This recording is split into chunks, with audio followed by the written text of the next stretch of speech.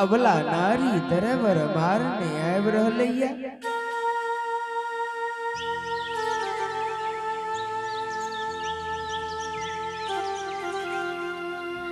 स्वामी कोई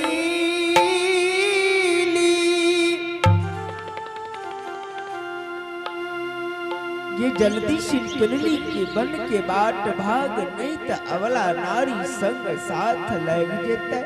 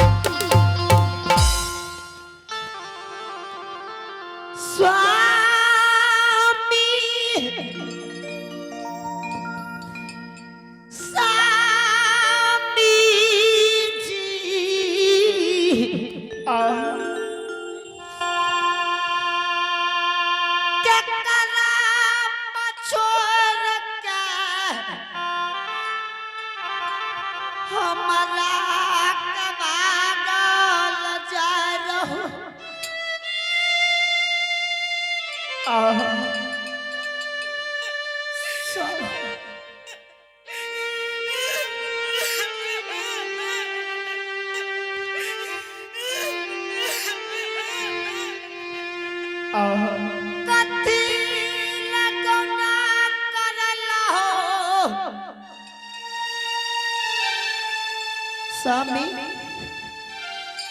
कथी ले गौना करा के पोपी नगरी के ले लो एकरा पर छोड़ के अपने भागल जा रही है साहब।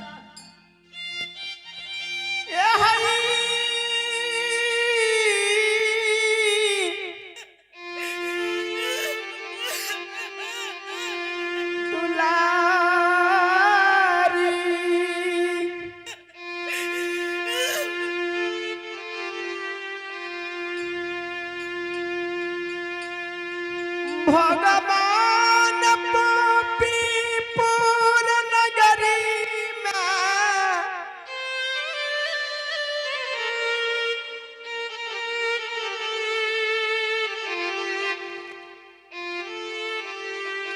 तू कदलकई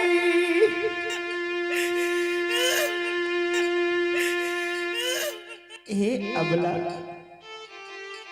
हाँ स्वामी,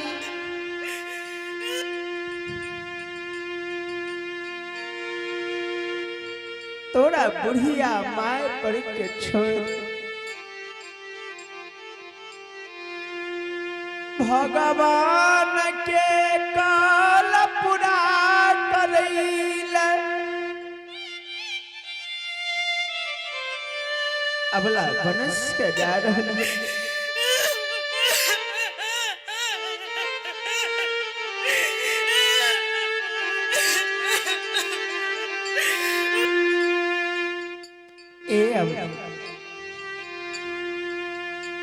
स्वामी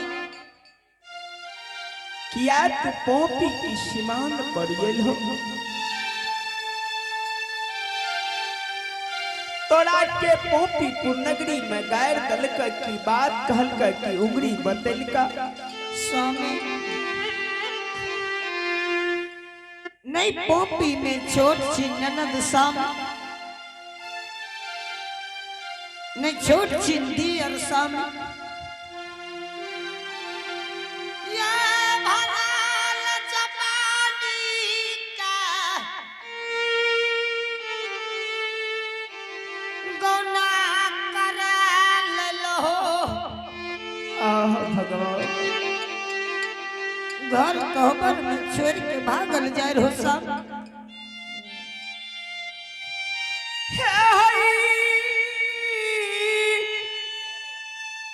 हेलो, आवाज घंटा कम करो।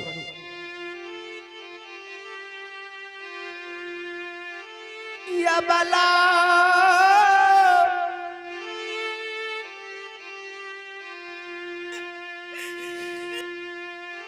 तू ऐसी मान पर से घूर के पोपीपुर नगरी चल जा।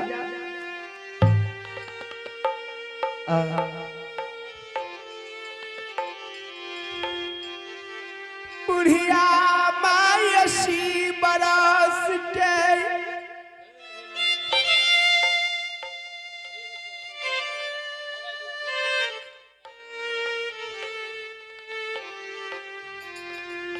बुढ़िया माई के सेवा करी हो।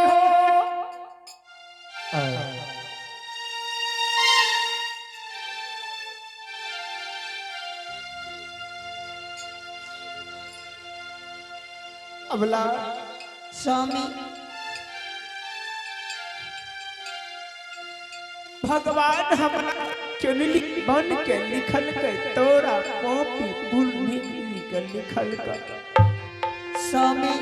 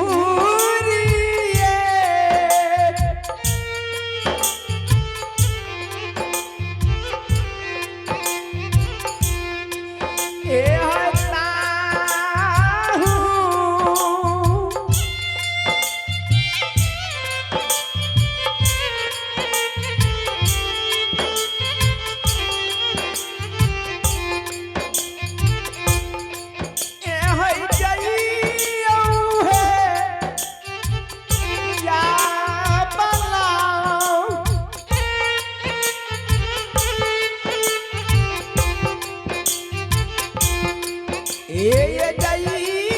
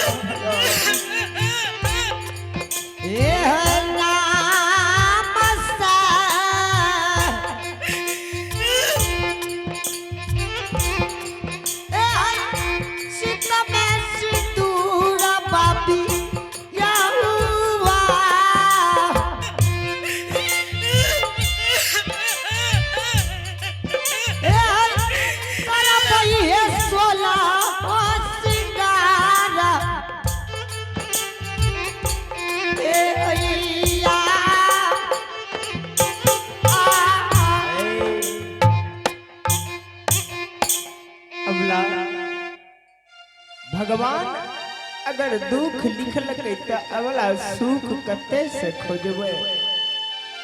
स्वामी तू बात मान घूर के पोपीपुर नगरी चल जाहो। इस संसार में स्वामी जय नदी में नैया या नैया का खेबैया नहीं छी स्वामी। उ नदी कोनो काम के नहीं स्वामी। जे पत्नी के दुनिया में स्वामी पति नहीं है वही अभागी नसन दुनिया में दुख ककरो नहीं स्वामी। भगवान जो भगवान हमरा लिखल के कोरिया हाथ स्वामी अहीं के साथ हमू 12 बरस के लिख के जेबे स्वामी। यबला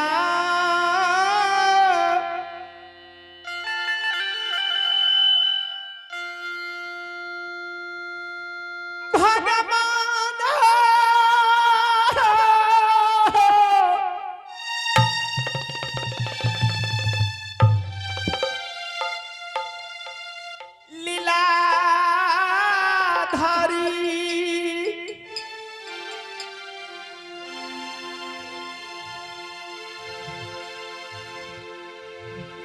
आज तू बटिया चढ़ा के तू गजन कर रहलो ये। अबला नहीं घूर के पोपीपुर नगरी जा रहली है। ए हो गोसाई अगर यहाँ मौन रहत तो पोपीपुर नगरी में छोड़ देती।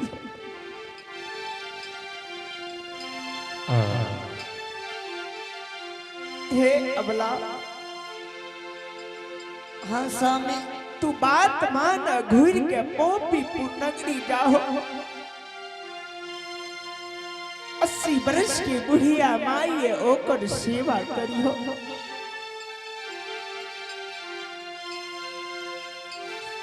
यही भगवान के गोहबार ज्ञान पिहो। नित्य दिन धूप अगरबत्ती जलियो साधु महात्मा बाबा के भोजन करियो।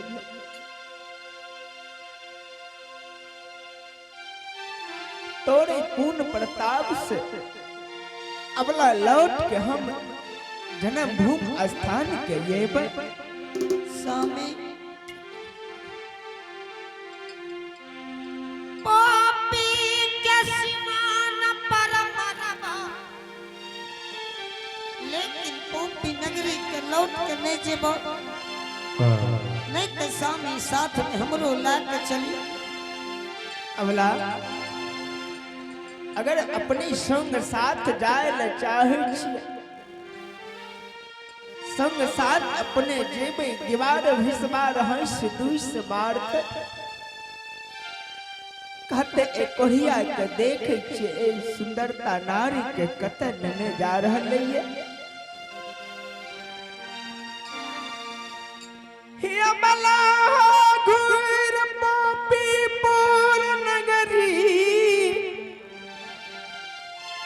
चल जाओ। अबला हाँ स्वामी तू जा पोपीपुर नगरी जाओ। स्वामी अपने अकेला 12 बरस के लिख के जेबे स्वामी। भगवान हाथ पैर है ललका मांगल भीख नहीं मिलता साथ में रह संग भीख मांग के भोजन करेब। प्यास लाग तो पानी खोज के पानी पिलेब स्वामी। धूप लागत आंचल सझपे रखबा साथ में में हमू जेम सब।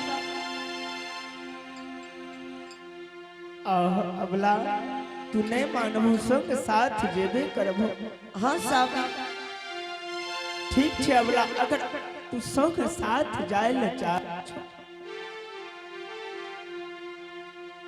राम भगवान जी 14 वर्ष के लिए वनस जा रहे। स्वामी साथ में सीता माँ को लाग गेल। अबला कहलो सही, भगवान राम भगवान लिए भगवान के तुलना नहीं करिए। भगवान से 2 वर्ष कम है। भगवान रक्षा के लिए धनुष बाण लेने रहे, हमरा का धनुष बाण नहीं है, फिर भी एक जुगती जरूरी है। कौन सा में? भगवान के गहबार में झाल मनीरा रख के लिए तू जा जा झाल मनीरा लाबग दुनु जीव गए ने बजे ने भगवान के कौल पूरा करे ले चल जेबे।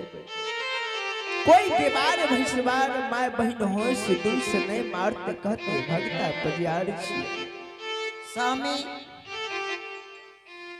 एक बेर ठकलो की गौना करा के घर कहवर में दिलो। आज जो पोपी के सिमान एलिए साम अपनी दोसर बुद्धि लगा दिली। नहीं अबला हर किसी ने लौट के जा सके छी स्वामी। आज जो हमरा पोपी नगरी के भेजे ले चाहे हमारा साथ सत करियो तबे पोपी नगरी के लौट के जा। हे भगवान ए अबला पति पत्नी में कहो सत्य भेलैया नहीं भेले तो हर किसी ने जा सके छी साहब। अबला सत्य करबे तबे अपने पोपीपुर नगरी घायल मंजीरा लाबे ले जेबे। हाँ स्वामी ठीक छे अबला, तोरा साथ हम 2 घंटा के लिए सत्य क्या रह लिया। 2 घंटा में घायल मंजीरा लाए के वो ठीक छे। अगर 2 घंटा से 2.5 घंटा भए गेल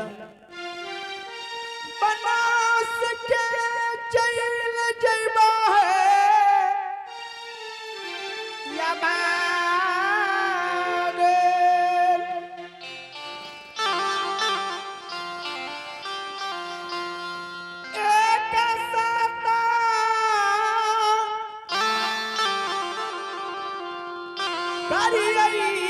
हो प्रभु जी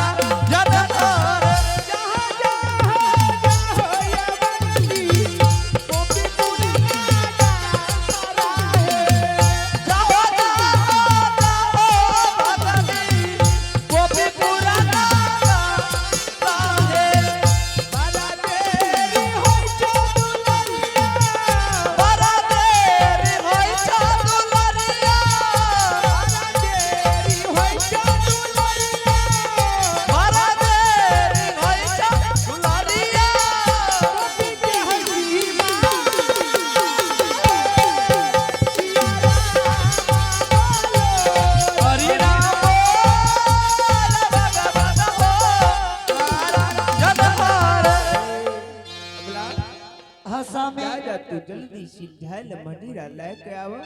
ठीक छे स्वामी हम तुरंत आबि रहल छी।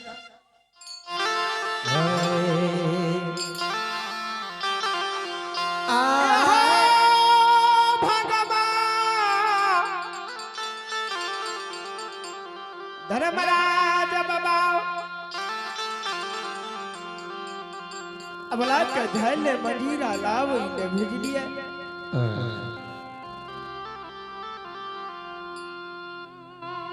या सती के साथ दुनिया संसार में बचा लियो।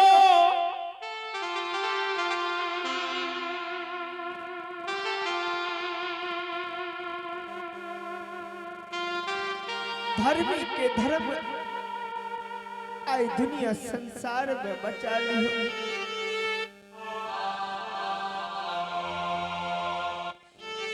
आई सहाती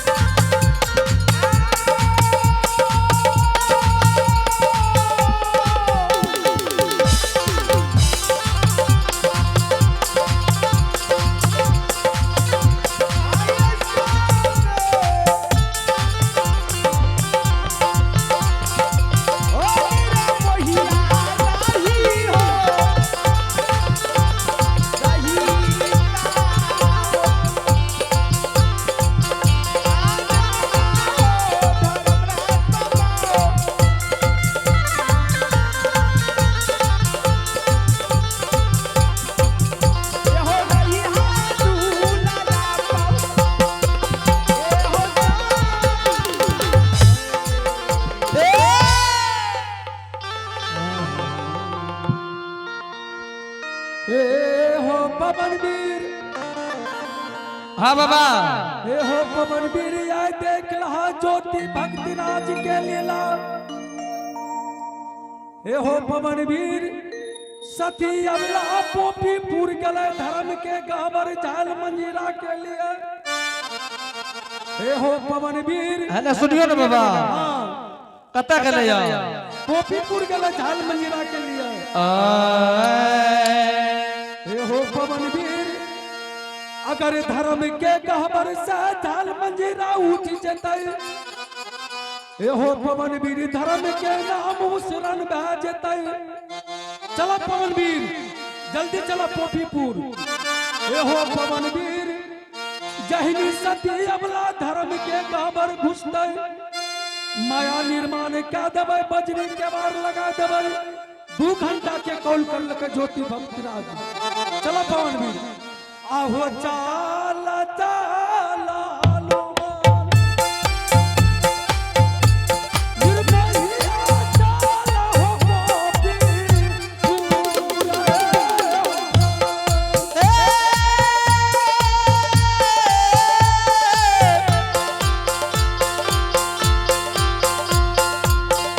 ए हो चा